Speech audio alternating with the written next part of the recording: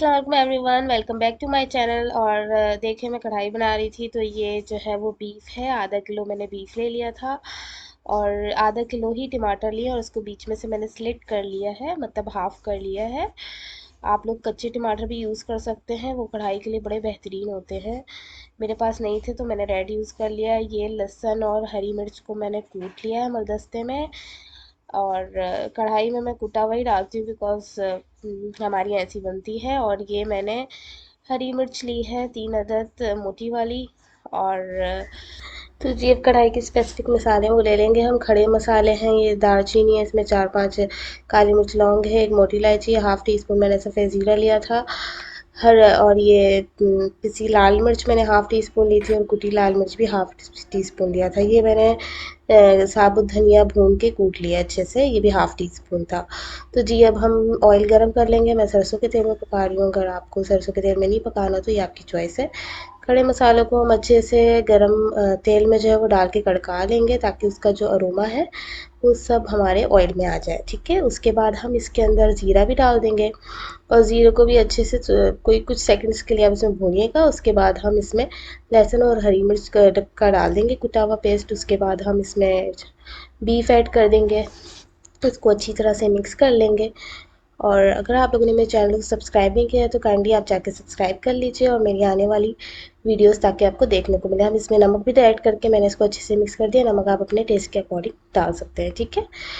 अब देखिए जी, मैंने इसको गलने के लिए छोड़ दिया था। तकरीबन 60% मेरा गोश्त जो है वो गल गया। देखें, मैंने तोड़ के देखा है तो ये 60% गल गया। मुझे ऑलमोस्ट ऐसे ही चाहिए था, ठीक है।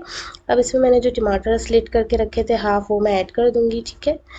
और टमाटर इसमें हम ऐड करेंगे ताकि जो है मसाला इसी से बनेगा, क्योंकि कढ़ाई में आपको पता है प्याज वगैरह तो ऐड नहीं होती है, तो उसके लिए हमें टमाटर अच्छे खासे चाहिए होते हैं। तो आधा किलो गोश्त है तो मैंने आधा किलो ही टमाटर लिए हैं। तो अब हम इसको जो है वो सब इसके अंदर रख देंगे और इसको ढक के तब तक इसको हम छोड़ देंगे जब तक टमाटर अपनी स्किन जो है वो नहीं छोड़ देगा। फिर उसके बाद हम अपनी स्किन को इस तरह से हटा लेंगे।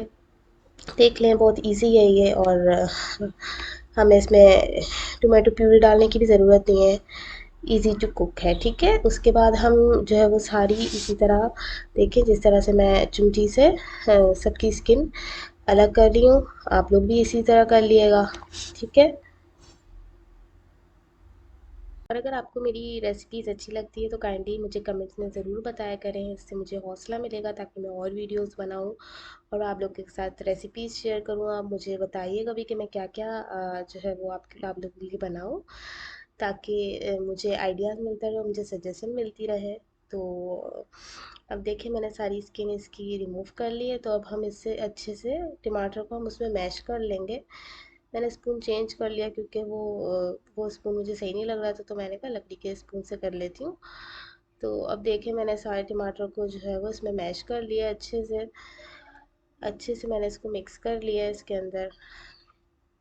अब हम इसके अंदर जो है वो अपने मसाले इसी पॉइंट पे ऐड करेंगे जो रखे थे हमने।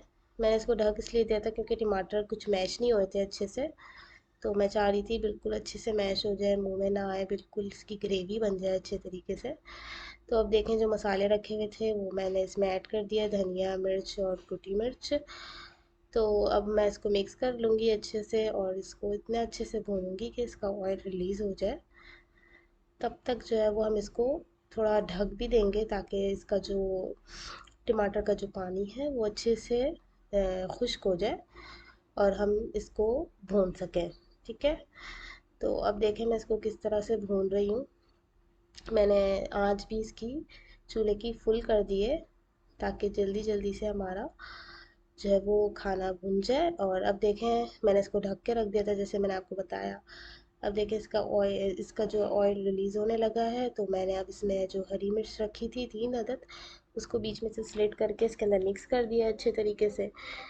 अब इसको मैं भूनूंगी तकरीबन 3 से 4 मिनट में इसको भूनूंगी ताकि हरी मिर्च की जो खुशबू होती है वो हमारी कढ़ाई में आ जाए अच्छे से। अब देखें मैंने इसको इतना अच्छे तरीके से भून लिया था।